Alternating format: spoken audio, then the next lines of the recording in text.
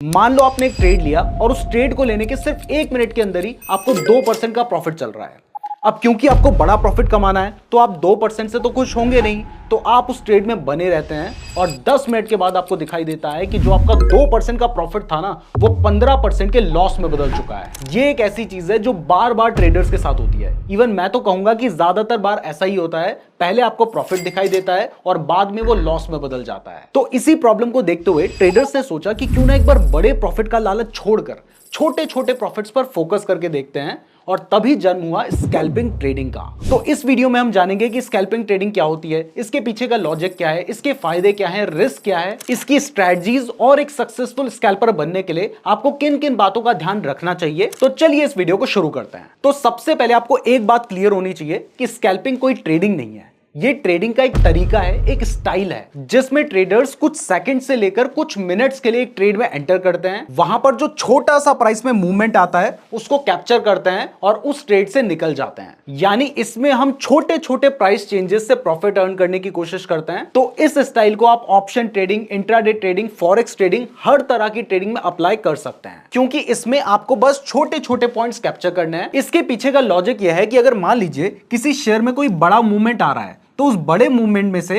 एक छोटा movement capture करना आसान होता है, क्योंकि बड़े मूवमेंट को कैप्चर करने के चक्कर में कई बार इस तरीके के लॉसेस भी हो जाते हैं। इसके अलावा हर शेयर में जो स्मॉल प्राइस मूवमेंट्स हैं वो बहुत फ्रीक्वेंट होते हैं। आप दिन भर देखते ही हो कि हर शेयर या फिर ऑप्शन की प्राइस थोड़ा बहुत बढ़ती या घटती रहती है। तो उन छोटे पॉइंट्स को आप आसानी से कैप्चर कर सकते हो और ऐसे बहुत सारे छोटे छोटे प्रॉफिट वाले ट्रेड्स लेकर एक बड़ा पैसा कमाया जा सकता है। एक लाइन में कहूं तो स्कैल्पिंग का मतलब है स्मॉल मिलाते जाओ, लार्ज बनाते जाओ। स्कैल्पिंग का सबसे बड़ा फायदा यह है कि क्योंकि इसमें आप सिर्फ कुछ मिनट्स के लिए एक ट्रेड में रहते हो, तो कम टाइम में अनफेवरेबल इवेंट होने के चांसेस काफी कम हो जाते हैं, जिससे आपका रिस्क एक्सपोजर भी कम होता है और आपको लॉस होने की प्रोबेबिलिटी भी कम हो जाती है। दूसरा, इसमें आपको भले ही छोटे छोटे प्रॉफिट होंगे लेकिन प्रॉफिट होने की प्रोबेबिलिटी ज्यादा होगी। और तीसरा, आप देखो जो बड़े बड़े मूवमेंट हैं वो कभी कभार आपको देखने को मिलते हैं, लेकिन जो छोटे मूवमेंट्स हैं वो बहुत फ्रीक्वेंट मिलते हैं। तो ऐसे ट्रेड्स आपको बहुत आसानी से मिल जाएंगे। तो स्कैल्पिंग क्या होती है, इसके फायदे क्या हैं, ये तो आपको समझ आ गया है। तो अब सवाल उठता है कि स्कैल्पिंग करनी कैसे है।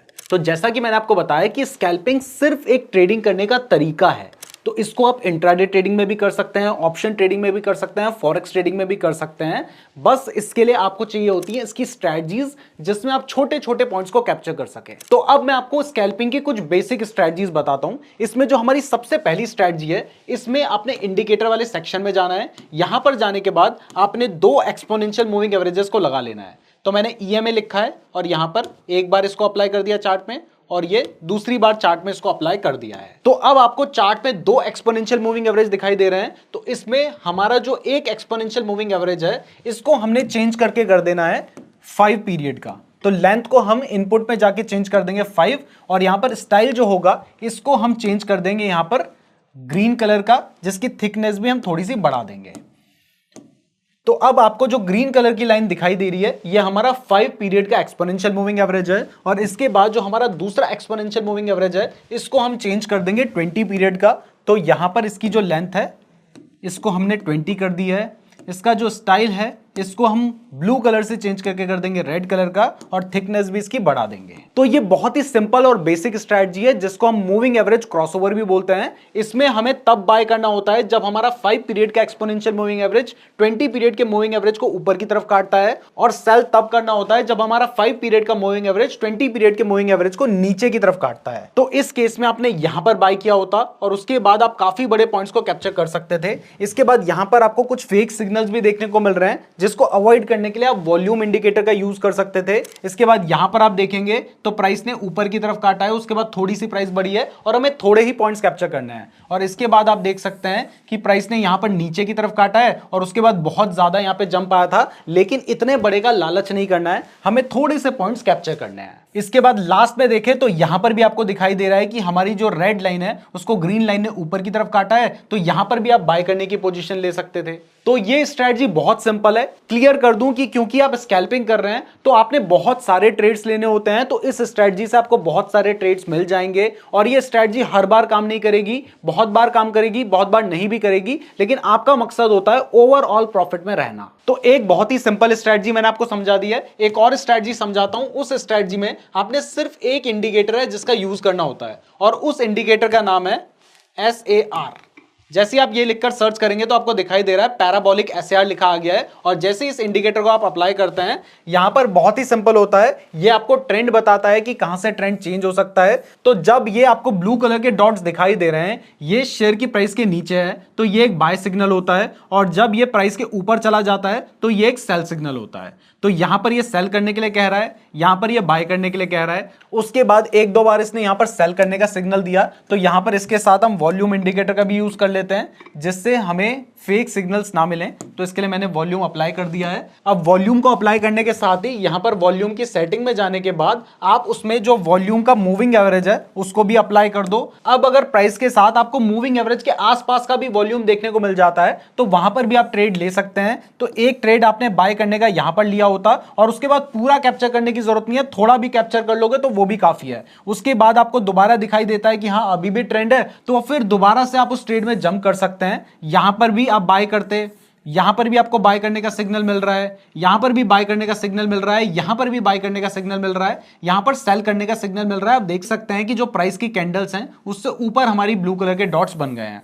तो इस तरीके से मैंने आपको दो स्ट्रैटेजीज बता दी हैं। अब हमने एक बहुत ही एडवांस स्ट्रैटेजी बना रखी है जिसमें हमने 3 इंडिकेटर्स का यूज किया था और उसमें हमने एक ट्रेडिंग एक्सपेरिमेंट भी कर रखा है। तो अगर आप उस स्कैल्पिंग ट्रेडिंग स्ट्रैटेजी के बारे में जानना चाहते हैं तो उसका लिंक आपको डिस्क्रिप्शन पे मिल जाएगा, तो डिस्क्रिप्शन जरूर देख लीजिएगा। तो अब जब मैंने आपको स्कैल्पिंग की स्ट्रैटेजीज भी बता दी हैं तो इसकी कुछ कमियां भी हैं जो कि जानना आपके लिए बहुत ही ज्यादा जरूरी है। उसको इग्नोर करोगे तो फिर आप अपना और ज्यादा नुकसान करवा सकते हैं। लेकिन उससे पहले वीडियो पसंद आ रही है तो वीडियो को लाइक जरूर कर दीजिएगा, और हाँ इसके साथ ही हमारे चैनल को सब्सक्राइब भी कर देना, क्योंकि अगर आप सब्सक्राइब नहीं करोगे तो हो सकता है कि हमारी वीडियो आपको दोबारा कभी रिकमेंड ही ना हो। तो स्कैल्पिंग का जो सबसे पहला रिस्क या कहें कि डिसएडवांटेज है वो ये है कि इसमें आपको अपने ट्रेड को बहुत फास्ट एग्जीक्यूट करना होता है। क्योंकि अगर स्लिपेज होगा, यानी अगर आपको एंट्री या एग्जिट करने में लेट हो गया, तो ऐसे में क्योंकि आपने बहुत छोटे पॉइंट्स को कैप्चर करना है तो आपका जो प्रॉफिट है वो लॉस में बदल सकता है अगर आप लेट बाय करेंगे तो इसके लिए या तो आपको बहुत फास्ट ट्रेड लेना होगा, या फिर अगर आपको एक्सपीरियंस है एल्गोज का तो आप एल्गो ट्रेडिंग का यूज कर सकते हैं, या फिर सबसे बेस्ट है आप रोबो ऑर्डर के थ्रू अपना बाय ऑर्डर,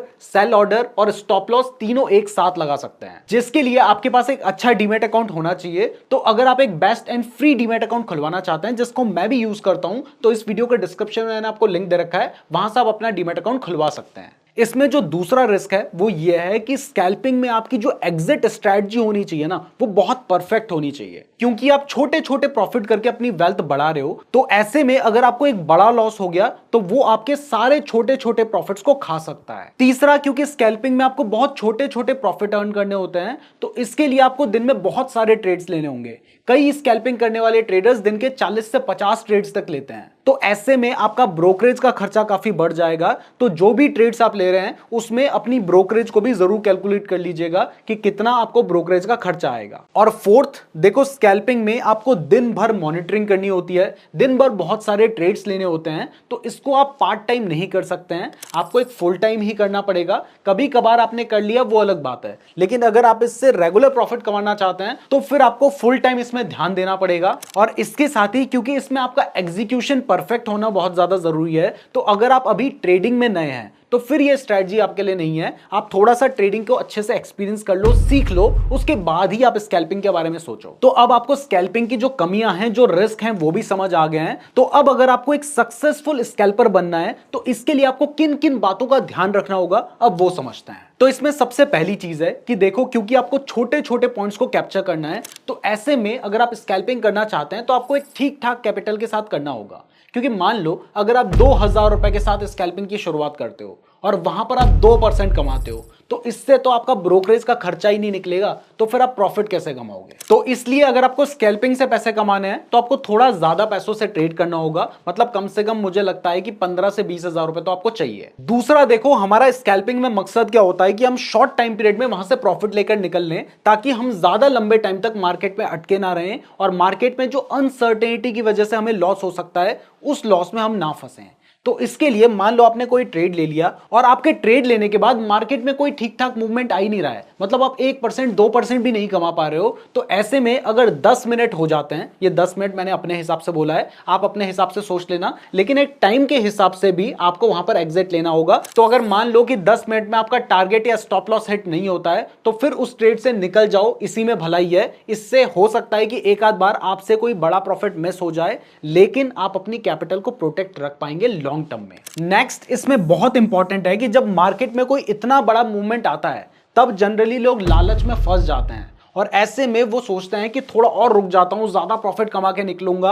अब कई बार तो देखो बड़ा प्रॉफिट हो जाएगा, लेकिन जब आप एक बार गलती करोगे तो अभी जो बचा बचा के प्रॉफिट जमा कर रहे हो वो सब एक बारी में चला जाएगा। तो यहां पर अपने इमोशंस को कंट्रोल करना बहुत ज्यादा जरूरी है, और अगर बड़ा मूवमेंट भी आ रहा है उसमें से ही एक ठीक ठाक मूवमेंट देके निकल लोगे तो वहां पर बेहतर रहेगा, क्योंकि कई बार ये बड़े मूवमेंट्स कब जाके पलट जाएंगे आपको पता ही नहीं चलेगा, और ऐसे में आपने जो कमाया था वो सब चला जाएगा। नेक्स्ट इसमें आपको अपना स्टॉप लॉस और टारगेट छोटा रखना चाहिए। अगर बड़े टारगेट के चक्कर में चाहोगे तो फिर वो स्कैल्पिंग नहीं रह जाएगी और उसके लिए स्कैल्पिंग स्ट्रेटजीज काम नहीं आएंगी। और अगर आपने किसी बारी में स्टॉप लॉस नहीं लगाया या फिर आपका स्टॉप लॉस बड़ा हो गया तो फिर इतनी बारी में जो कमाया था सब चला जाएगा। तो यहां पर अपने इमोशंस पर कंट्रोल होना बहुत ही ज्यादा इंपॉर्टेंट होता है। इसके अलावा स्कैल्पिंग में आपको किन किन बातों का ध्यान रखना चाहिए ये कॉमेंट करके जरूर बताइएगा। वीडियो पसंद आई है तो लाइक जरूर कीजिएगा, साथ में हमारे चैनल को सब्सक्राइब भी कर लेना। फ्री डीमैट अकाउंट का लिंक डिस्क्रिप्शन पे दिया गया है, और अगर आप स्कैल्पिंग की स्ट्रेटजी देखना चाहते हैं तो आपको ये वीडियो दिखाई दे रही है, आप इसको देख सकते हैं।